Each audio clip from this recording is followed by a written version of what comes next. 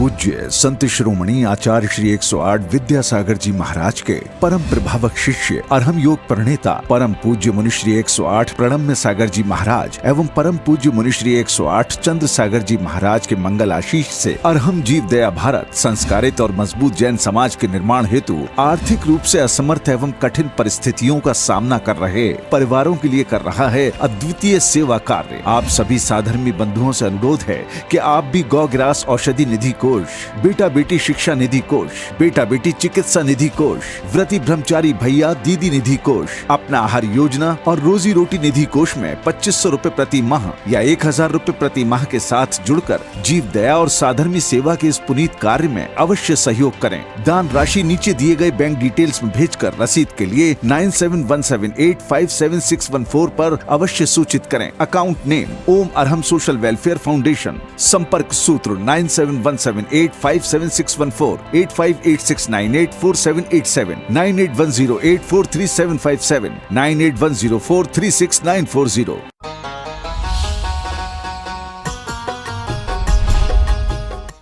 इस कार्यक्रम के पुण्यार्जक हैं प्रणम्य वाणी देवदूत। प्रणम्य गुरु की वाणी पहुँचे घर घर, सम्यक ज्ञान प्रभावना होवे घर घर। सभी प्रणम्य वाणी देवदूत के पुण्य की बहुत बहुत अनुमोदना। मात्र 12,000 रूपए वार्षिक सहयोग राशि प्रदान कर प्रणम्य वाणी देवदूत बने। अधिक जानकारी के लिए संपर्क करें।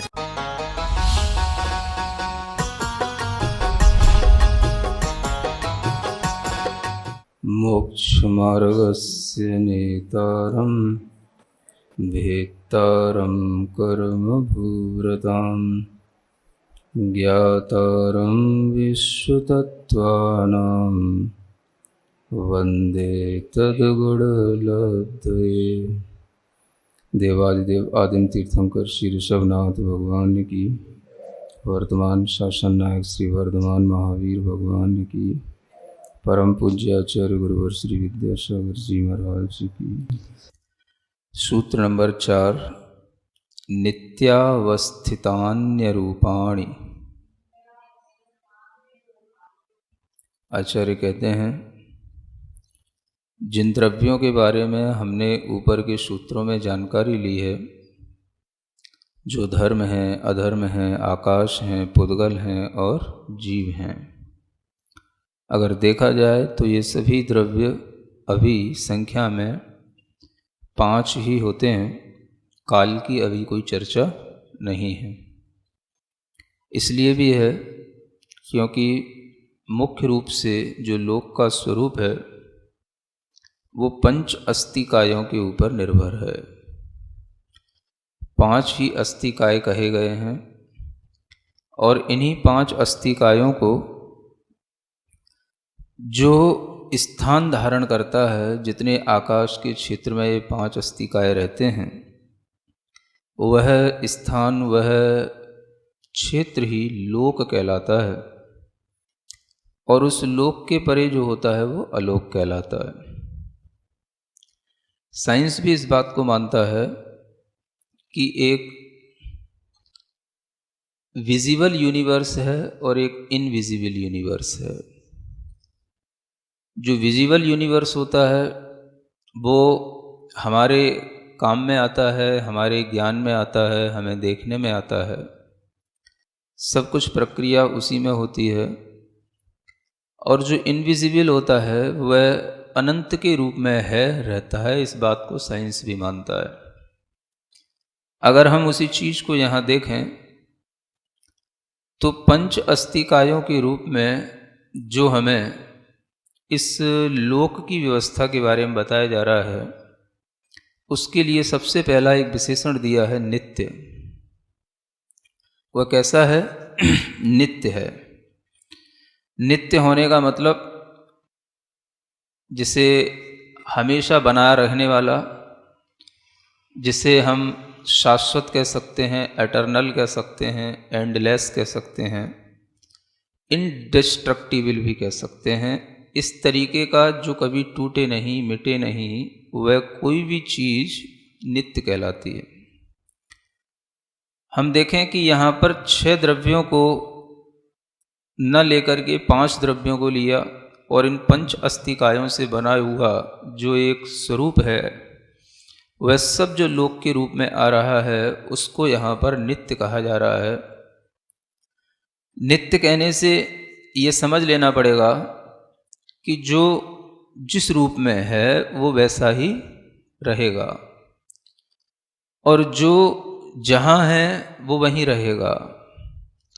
जो लोक के अंदर है वो लोक के अंदर है, जो लोक के बाहर है वो लोक के बाहर है। लोक के अंदर रहने वाले द्रव्य कभी भी बाहर होकर के, या बाहर का कोई भी द्रव्य आकाश के अलावा जो और कोई द्रव्य तो वहाँ नहीं होता, लेकिन आकाश भी जितना बाहर है वो उतना ही बाहर रहेगा। नित्य कहने से ये भी निश्चित हो जाता है कि जो द्रव्य जिस प्रकार की अपनी सामान्य या विशेष गुणवत्ताओं को धारण करता है, वह द्रव्य उसी प्रकार की सामान्य और विशेष गुणवत्ताओं को हमेशा बनाए रखता है। प्रत्येक सब्सटेंस की अपनी अपनी एक नेचुरल जो कैरेक्टरिस्टिक्स होते हैं वो हमेशा वैसे ही बने रहते हैं। दो प्रकार के गुण हर द्रव्य में पाए जाते हैं, एक सामान्य कहलाते हैं, एक विशेष कहलाते हैं। सामान्य को ही साधारण कहा जाता है और विशेष को असाधारण कहा जाता है। कोई भी द्रव्य होता है उसमें कुछ क्वालिटी तो साधारण होती है जो सभी द्रव्यों में पाई जाती है। जैसे सभी द्रव्यों का अस्तित्व है, सभी द्रव्य अपने सामान्य विशेष स्वरूप को धारण करते हैं, सभी द्रव्य अपने द्रव्यत्वपने को हमेशा बनाए रखते हैं। ये सब सभी द्रव्यों में घटित होने वाली उसके एक कॉमन प्रॉपर्टीज हैं। कुछ स्पेसिफिक प्रॉपर्टीज होती हैं जो इंडिविजुअल उसी सब्सटेंस में पाई जाएंगी। जैसे कि जीव द्रव्य है तो उसके अंदर ही कॉन्शसनेस होगी, चेतना जिसे हम कहते हैं। अजीव है तो उसकी अपनी एक नॉन लिविंग मैटर की तरह उसकी अपनी प्रॉपर्टीज होंगी, और वो जो जैसी अजीब द्रव्य में जिस तरह की निर्धारित हैं वो उसकी अपनी विशेष विशेष गुणवत्ताएं कहलाएंगी। धर्म द्रव्य है, गति का परिणमन है, उसमें कारण होना। अधर्म द्रव्य है, स्थिति में हेतु होना। आकाश है, अवगाहन होना। ये सब इनके विशेष गुण हैं। सामान्य गुण तो अस्तित्व है, वस्तित्व है, द्रव्यत्व है, प्रमेयत्व है इत्यादि। ये जो गुण होते हैं जो सभी द्रव्यों में पाए जाते हैं ये सभी सामान्य कहलाते हैं। जो सामान्य हैं वो भी बने रहना और जो विशेष हैं वो भी बने रहना, इसी का नाम नित्य कहलाता है। कोई भी द्रव्य किसी अपेक्षा से सामान्य भी है तो किसी अपेक्षा से विशेष भी है। हर द्रव्य में सामान्यपना भी पाया जाता है, विशेषपना भी पाया जाता है। सामान्य गुण भी होते हैं, विशेष गुण भी होते हैं। अगर हम देखें तो जो विशेषता होती है वो उसका एक विशेष अंश हो गया, और सामान्यता है जो साधारणपना है वो उसका एक सामान्य अंश हो गया। ऐसे प्रत्येक वस्तु में दो तरह के अंश हो गए, और इन दोनों तरीके के अंशों को जानने के लिए हमारे पास में दो प्रकार के अभिप्राय होते हैं, जिसे हम एटीट्यूड कह सकते हैं या पॉइंट ऑफ व्यू कह सकते हैं, जिसके माध्यम से हम उसको उस रूप में देखना या जानना स्वीकार करते हैं। द्रव्य को जब हम द्रव्य के ही एटीट्यूड से देखते हैं तो वह कहलाता है द्रव्यार्थिक नय। क्या बोलते हैं इसको आगम की भाषा में? द्रव्यार्थिक नय। यानी आपको उस द्रव्य को जब देखना है तो उस द्रव्य को देखते हुए उसके द्रव्य को देखना है ना। तो ये द्रव्यार्थिक नय के एंगल से जब आप देखेंगे तो आपको द्रव्य दिखाई देगा। जब उसी द्रव्य में हम उसकी किसी विशेष परिणति को देखेंगे, पर्याय को देखेंगे, तो वह पर्यायार्थिक नय के एंगल से वो दिखाई देगा। उसका नाम है पर्यायार्थिक नय, जो पर्याय को पकड़ेगा, पर्याय को जानेगा। कोई भी द्रव्य है नित्य है, यह आपको पता हो चुका है कि नित्य होने के साथ साथ वह अपने परिणमन स्वभाव को कभी भी छोड़ता नहीं है। चाहे उसका परिणमन स्वाभाविक रूप में हो रहा हो, चाहे उसका परिणमन वैभाविक रूप में हो रहा हो। स्वाभाविक रूप में जब परिणमन हो रहा है तो भी उसका परिणमन हो रहा है और वह अपने परिणमन को कभी भी छोड़ता नहीं। और उसका यह परिणमन नहीं छूटना, यह उसकी एक अपनी इस तरीके की विशेषता है कि उस द्रव्य को अगर हम कभी भी द्रव्यार्थिक नय की दृष्टि से देखेंगे तो द्रव्य के हमें जो सामान्य सभी द्रव्यों में पाए जाने वाले गुण धर्म हैं वही हमको समझ में आएंगे, वही हमारी पकड़ में आएंगे। और जब हम द्रव्य को पर्यायार्थिक नय की दृष्टि से देखेंगे तो उसमें हमें उसकी जो विशेष गुणवत्ताएं हैं वो हमें पकड़ में आएंगी, वो पर्यायार्थिक नय का विषय बनेंगी। धर्म द्रव्य को समझना है तो धर्म द्रव्य को सामान्य अस्तित्व मान करके अगर हम जानेंगे तो अस्तित्व तो सभी का होता है, जीव का भी है, पुद्गल का भी है, आकाश का भी है। अस्तित्व के अलावा जब हम उसका ये परिणमन देखते हैं कि नहीं ये गति में काम आने वाला है, गति हेतुत्व इसका ये क्या हो गया, ये विशेष गुण हो गया, तो उसकी यह एक विशेष पर्याय हो गई, उसकी एक विशेष परिणति हो गई। और इसी परिणति को जो हम जान रहे हैं वही उस द्रव्य की विशेषता को जानने में काम आती है।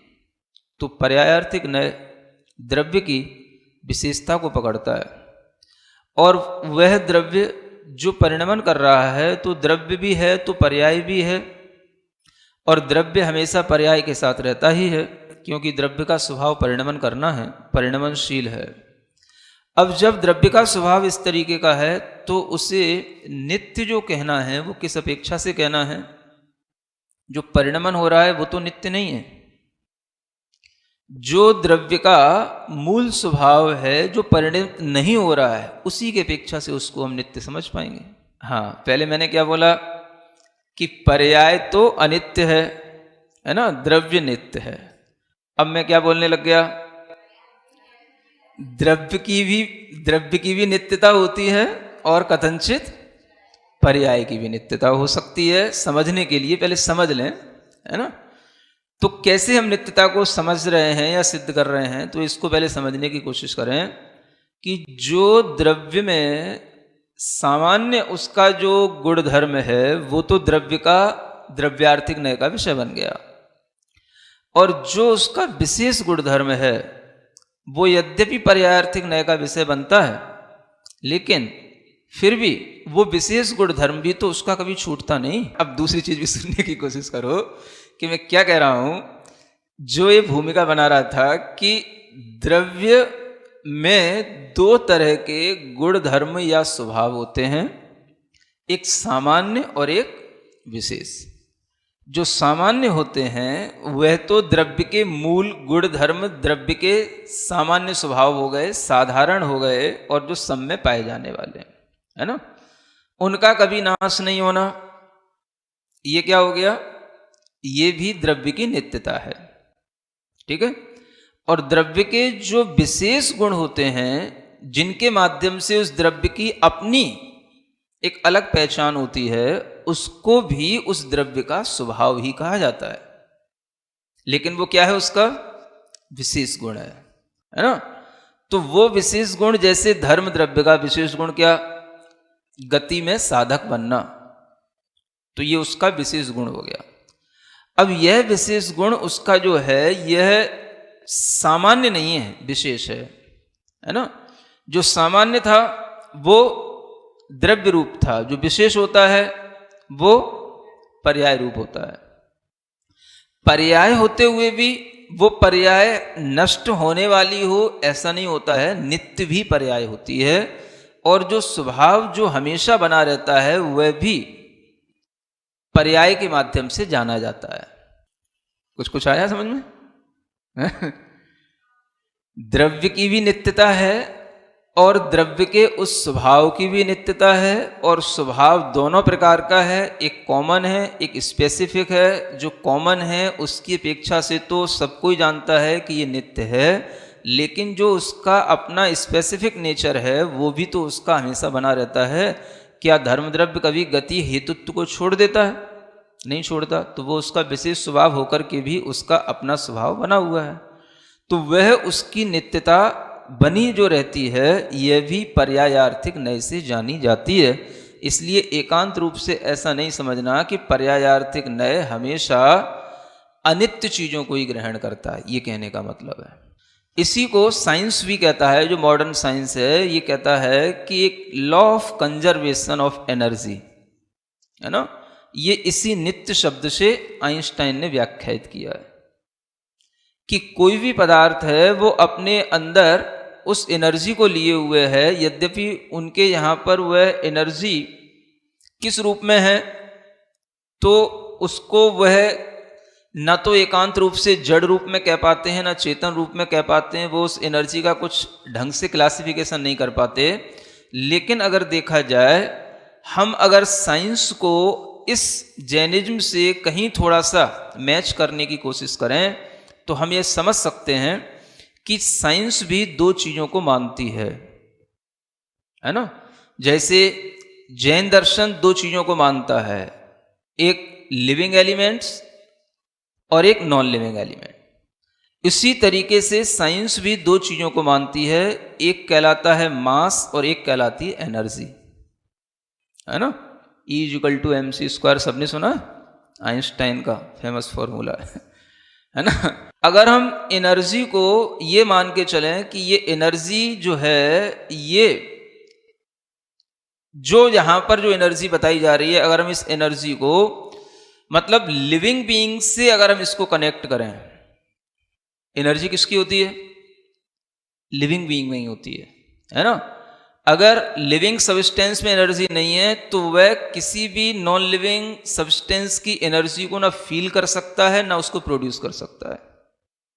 ये एनर्जी किस में होती है ना, ये अपनी एनर्जी तो है। मैं आइंस्टाइन से भी पूछे हैं कि भाई आपने इसमें क्या नया डेवलपमेंट कर लिया, क्या नया इन्वेंशन कर लिया, हा? तो केवल अपनी नॉलेज की एनर्जी को ही तो सामने पदार्थों में जोड़ करके फॉर्मूला क्रिएट कर लिया। नया क्या कर लिया, जो चीज थी तो वो तो थी। ये भी एक एनर्जी ऑफ नॉलेज है। आप जितना एनर्जेटिक होते चले जाएंगे, आप इस यूनिवर्स की उतनी ज्यादा एनर्जी को कैच करते चले जाएंगे। समझ आ रहा है ना। आप देखें कि हम भी उसी यूनिवर्स में रहते हैं, देवलोग भी इसी यूनिवर्स में रहते हैं, और जो अरिहंत बन जाते हैं वो भी इसी यूनिवर्स में रहते हैं, और अपनी अपनी एनर्जी से किस किस तरीके के एनर्जी को कैच करते हैं, जिसके माध्यम से हम लोग तो सब कुछ खा पी करके भी धीरे धीरे धीरे धीरे धीरे धीरे कैसा है, सब डाउनवर्ड होता चला जा रहा है। समझ आ रहा है। देव लोगों का शरीर कुछ नहीं खा करके जब कभी कुछ थोड़ा सा मानसिक आहार करके भी वो जो है एवरग्रीन रहते हैं। और उनसे भी बढ़कर के देखें हम, केवली भगवान केवल ज्ञानी होने के बाद में वो लाखों वर्षों तक भी कुछ न खाएं तो भी वैसे के वैसे ही बने रहते हैं। क्यों? एनर्जी को कैच करने के लिए भी हमारे पास में अपनी एनर्जी का लेवल होना चाहिए। कहने का मतलब यह है, समझ में आ रहा है ना। इसी ब्रह्मांड के अंदर वो सभी पुद्गल वर्गणाएं भरी पड़ी हैं, जिससे हम किसी भी तरीके की मास की एनर्जी कह सकते हैं। मास समझ रहे हो, मास माने MASS, वो वाला मास बोल रहा हूं जो मैटर को बिलोंग करता है। मास माने वो मास नहीं जो फ्लैश होता है। समझ आ रहा है ना। हाँ, तो वो जो E=mc² में दिया गया है वो मास कह रहा हूं। मास की जो एनर्जी होती है वह एनर्जी भी जो है इसी तरीके की होती है कि वो कहीं ना कहीं साइंस ने इस चीज को समझा है कि इस एनर्जी के और मास के इस संबंध के कारण से ही ये पूरा विश्व चल रहा है। अभी एक वैज्ञानिक हुआ है स्टीफन हॉकिंग करके, समझ आ रहा है। उसके भी कुछ दिनों पहले डेथ हुई है। अभी वर्तमान का बहुत अच्छा वैज्ञानिक था, उसने भी इस तरीके का एक स्टेटमेंट दिया था कि इस यूनिवर्स की क्रिएशन में गॉड का कोई रोल नहीं है। समझ आ रहा है। तो जो सांप्रदायिक लोग होते हैं तूफान खड़ा कर देते हैं, समझ आ रहा है। तो वो तूफान तो हर वैज्ञानिकों के सामने खड़ा होता रहा है। लेकिन आप ये समझें कि अगर आप जैन हैं तो आपके अंदर वो चीजें हैं जो आज मॉडर्न साइंस से बहुत कुछ मैच करती हैं। आप बच्चों को ये सिखाएं। कोई भी साइंस ये नहीं कहती कि ये क्रिएशन गॉड के थ्रू हुआ है, एटम के थ्रू हुआ है। समझ आ रहा है? और वो एटम क्या है, उसकी थ्योरी है, तो उस थ्योरी में गॉड का कहीं कोई हाथ नहीं है। तो कम से कम हम इतना तो स्वीकार करने की कोशिश करें कि ये जो लोक है, इस लोक में जो भी ये सब्सटेंसेस हैं, ये सब दो ही तरीके की फॉर्म में हैं, एक लिविंग और एक नॉन लिविंग। अगर हम इन दोनों के अस्तित्व को मान लेते हैं और ये दोनों का अस्तित्व अपने आप में अगर नित्य है, तो ये लोक भी अपने आप नित्य सिद्ध हो जाता है। इससे हमें ये सिद्ध करने की जरूरत नहीं कि ये लोक, इस सृष्टि की रचना कब हुई, किसने की, कितने लाख वर्ष पहले हुई। ये सब बातें अपने आप जो है मतलब हाशिए पर चले जाती हैं या गलत सिद्ध हो जाती हैं, केवल आपको नित्यता के सिद्धांत को समझने से। नित्य के साथ एक और चीज बताई गई, अवस्थित। अवस्थित का मतलब होता है कि उस द्रव्य के जितनी, कहना चाहिए क्वांटिटी है, या जितना उसका मतलब संख्या है, जितने नंबर उसके हैं, उतने ही संख्या में वो द्रव्य हमेशा रहेगा, कोई नया नहीं आएगा। जो जिस तरीके से है लोक के अंदर, वो लोक के अंदर है, जो लोक के बाहर है वो लोक के बाहर है, और जो लोक के अंदर जितना है, जिस क्वालिटी का है, वो उस क्वालिटी का हमेशा रहेगा। धर्म की क्वालिटी अलग है, अधर्म द्रव्य अलग है, आकाश अलग है, पुद्गल अलग है, जीव अलग है, और जितनी जितनी इनकी क्वालिटी के साथ में इनकी क्वांटिटी है वो भी फिक्स है। समझ आ रहा है? वो क्वांटिटी भी बताई जाती है। जीव द्रव्य है, अनंत है, लेकिन उसकी भी अनंतता से बढ़कर के पुद्गल की अनंतता है। जो ये पुद्गल द्रव्य होता है, ये पुद्गल द्रव्य ये जीव द्रव्य से भी अनंत गुणा है। इससे भी बढ़कर के देखा जाए तो काल द्रव्य अनंत होता है। समझ आ रहा है? और इससे भी बढ़कर के देखें तो आकाश द्रव्य की अनंतता है। ये अनंतता का विज्ञान भी अपने आप में जैसा है वैसा ही रहता है। नित्य होना और अवस्थित होना, ये दोनों चीजें हम अलग अलग भी समझ सकते हैं और एक रूप में भी समझ सकते हैं। क्या समझे? नित्य होना और अवस्थित होना, इसमें अंतर समझ में आ रहा है?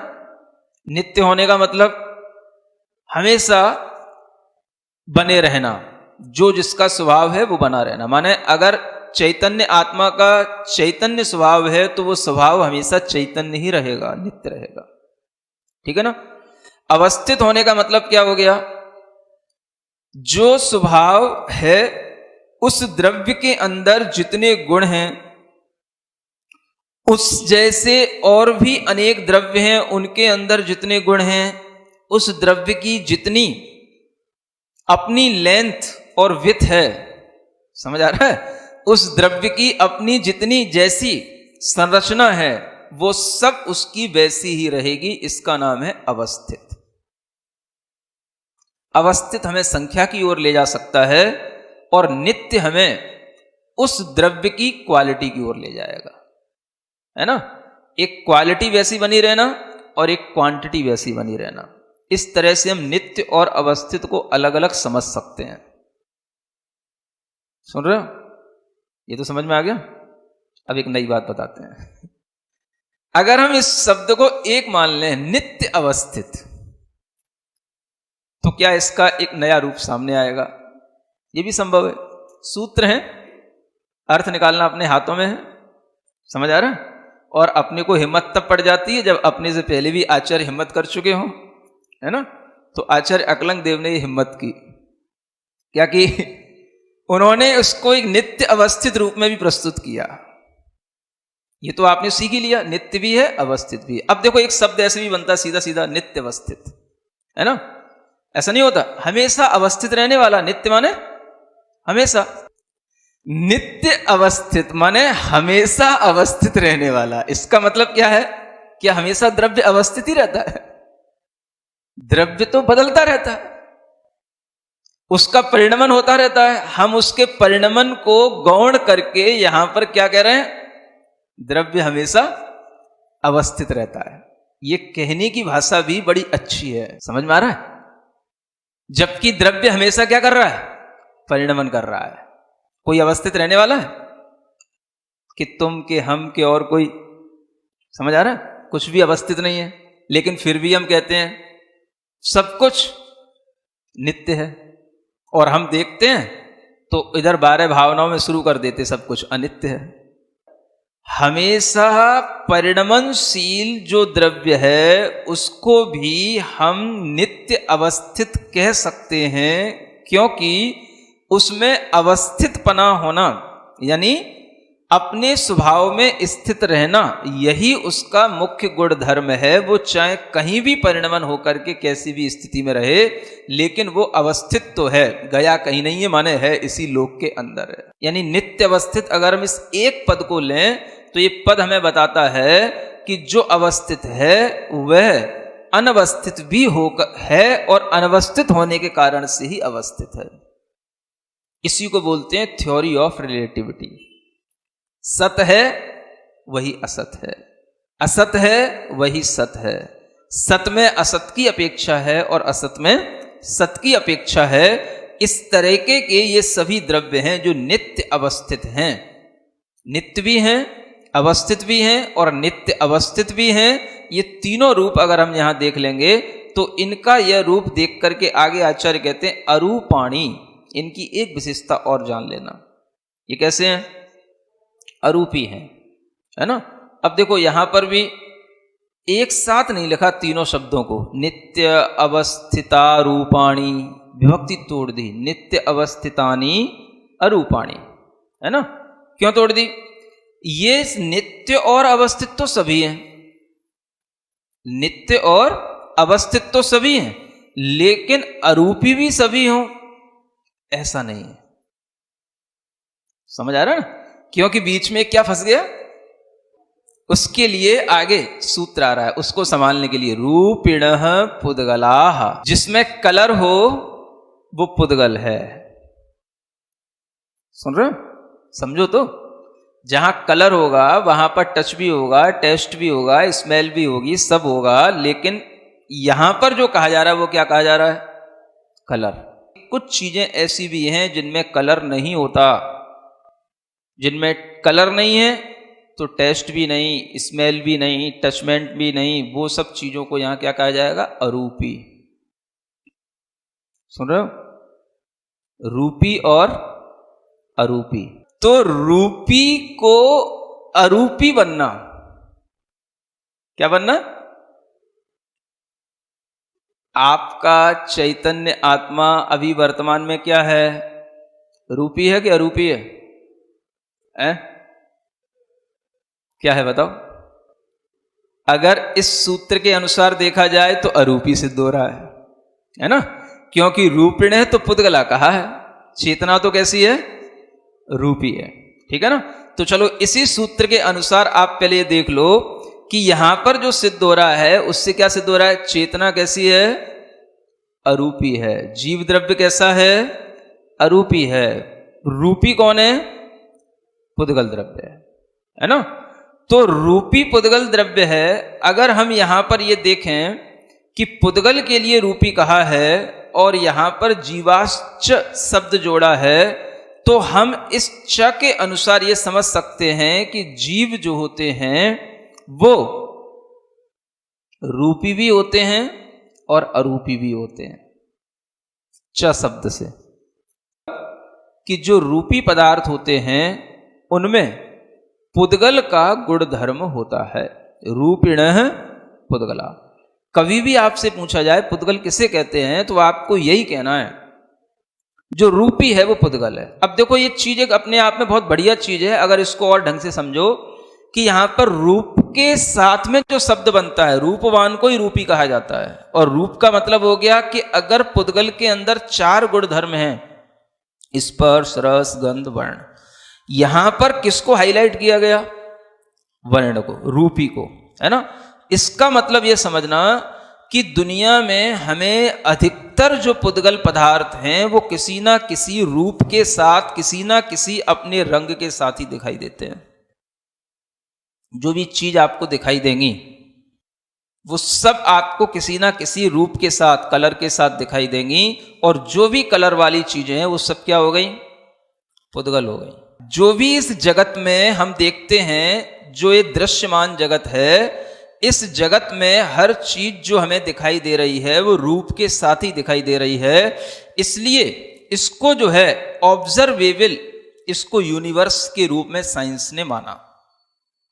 ये जो पौद्गलिक जगत है, समझ आ रहा है, जिसको कहते हैं मेटलिस्टिक यूनिवर्स, तो इसमें जो मैटर है, इसमें मैटर में भी वही मैटर सामने आता है जो वास्तव में रूपी है या पौद्गलिक है। समझ आ रहा है? बाकी की चीजें तो हमें एक एनर्जी के रूप में फील करनी पड़ती हैं। जैसे ही एनर्जी की बात आती है तो हमारे अंदर जीवत्व होगा तो एनर्जी आएगी, अन्यथा हमें सब मैटर ही मैटर दिखाई देगा। समझ आ रहा है? तो जो मैटर है, उस मैटर के लिए हमें किसी भी रूप में फील करना होता है तो मैटर के साथ एनर्जी भी जुड़ ही जाती है। बस इसी का नाम साइंस है, जहां मैटर और एनर्जी, समझ आ रहा है, दोनों को हम एक फॉर्मूले में डिफाइन कर देते हैं। उसी का नाम आइंस्टाइन का फॉर्मूला बन जाता है, E=mc², और उसी के कारण से उसको नोबेल प्राइज मिल जाता है। समझ आ रहा है? ये नोबेल प्राइज के हकदार तो भगवान तीर्थंकर थे, गणधर परमेष्ठी थे, ये मिल गया आइंस्टाइन को। क्या करें? नहीं समझ आ रहा है? जो जैसे लोग होते हैं वो उन्हीं लोगों की जो है बातें सुनते हैं और उन्हीं लोगों की बातों में आकर के उन्हीं को जो है सर्वोपरि मानते हैं। किसी एक धर्म के लिए अगर कुछ करते तो उन्हें ऐसा लगता कि शायद हमने किसी एक धर्म की मान्यता स्वीकार कर ली है, तो फिर साइंस कैसे रहती? समझ आ रहा है? तो उस साइंस को एक मेटलिस्टिक भी बना रहना है, फिजिकल बनी रहना है, और उसको जो है किसी भी, उन्हें वह धर्म भी एक सेक्ट जैसा लगता है, तो उस सेक्ट से हटने के लिए उन्हें किसी ऐसे व्यक्ति को नोबेल प्राइज देना पड़ता है जिसने उसी चीज को एक नई लैंग्वेज में लिख दिया हो। लेकिन इस लैंग्वेज को अगर नए रूप में प्रस्तुत किया जाए तो शायद ये साइंस से भी और बढ़कर के साइंस सिद्ध हो सकती है। समझ आ रहा है? मेरी आवाज तो कहीं तक पहुंचती नहीं, लेकिन जो सुनने वाले बहुत सारे लोग हैं उनकी आवाजें अगर दुनिया में पहुंचने लगे हैं, वो अपने बच्चों को ये सिखाने लगे, तो वही बच्चे जो आगे इंजीनियरिंग पढ़ रहे हैं, IIT पढ़ रहे हैं, कई तरीके की रिसर्च कोर्सेज कर रहे हैं, उनमें अगर इस तरीके की नॉलेज का यूज करें तो आज भी जैन साइंस जो है सब साइंस में ऊपर उठ करके सबके सामने आ सकती है। सुन रहे हो? जिनके भी बच्चे हैं, जो अपने बच्चों को पढ़ा रहे हैं, वो अपने बच्चों को ये 5वां अध्याय जरूर सिखाएं, है ना? पूरी कॉस्मोलॉजी है ये, जैन कॉस्मोलॉजी, एक बार बच्चों को जरूर समझाएं और इस तरह की जो यहाँ पर टर्मिनोलॉजी दी गई है इसको रिलेट करें मॉडर्न साइंस से, तब उनको समझ में आएगा कि मॉडर्न साइंस कितनी उथली उथली ऊपर ऊपर की बातें कर पाता है। हम जिस एनर्जी को एक एनर्जी के रूप में मान रहे हैं, साइंस अभी इतना अपने आप में विश्वस्त नहीं है कि वो इसको अलग अलग डिफरेंशिएट कर सके कि ये एनर्जी लिविंग बीइंग की है और ये एनर्जी नॉन लिविंग बीइंग की है।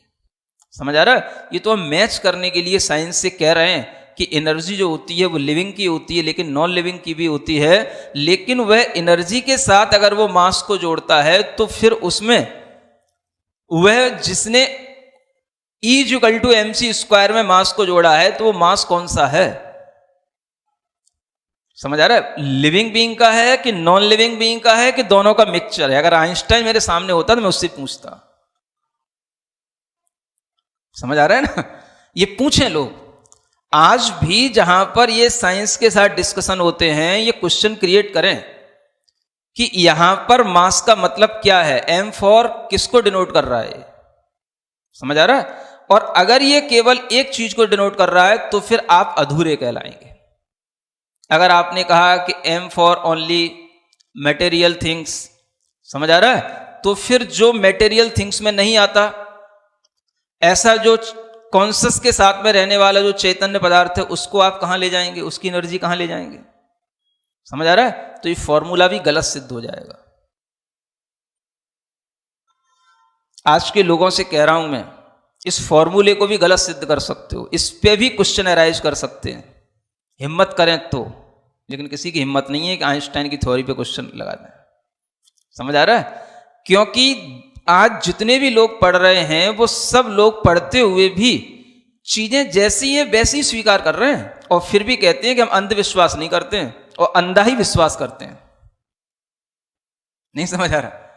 जो आइंस्टाइन ने कह दिया उस पर भी अंधविश्वास ही कर रहे हैं। इस तरीके का कोई भी मतलब डिस्कशन भी नहीं करने की हिम्मत कर सकते हैं, तो ये अंधविश्वास नहीं है तो और क्या है?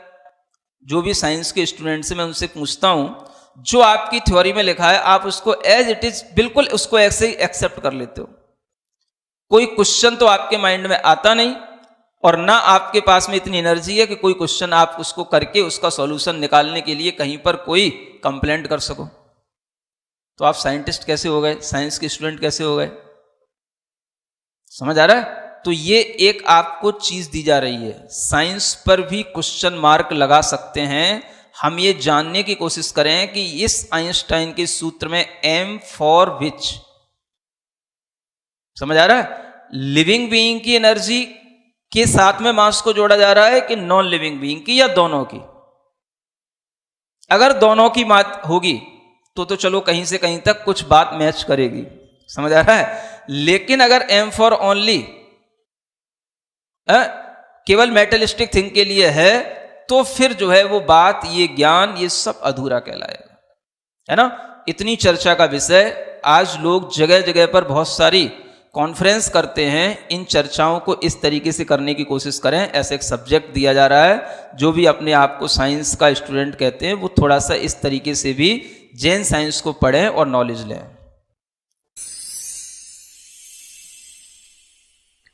सिरिजिण वाणी जग कल्याणी, जग जन मदतम मोहरी, जनमण हारी गढ़हर हारी, जम जरा भव रोग हरी, तिथ्य राणम दिव्य झुणिम जो पढ़ई सुणई मय्ये धारई, राणम सौख मणंतम धरिय, सासद मोक्ष पदम पावई, सासद मोक्ष पदम पावई।